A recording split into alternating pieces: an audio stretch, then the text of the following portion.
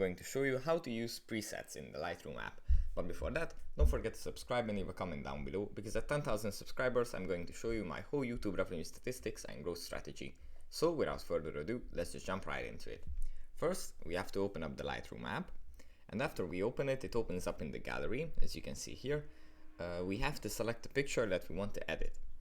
Let's say we want to edit this picture. After we select the picture that we want to edit, we have to go into the top right corner. You can see here are two circles overlapping each other. If we tap on this, or if we press Shift P, it opens up the presets menu. Here in the presets menu, there are three categories: recommended, that are best fitting for this image that we want to edit; premium, that are for premium users; and yours, that you have created, or actually that the app created based on your previous settings, previous edits. So from these categories and these lists, you can select a preset that you want to use. These, as the name suggests, is going to affect the settings of the picture.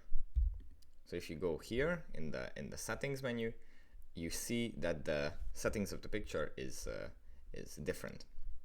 So yeah, that's pretty much it for this video. Hope it was helpful for you guys, and see you in the next one. Bye.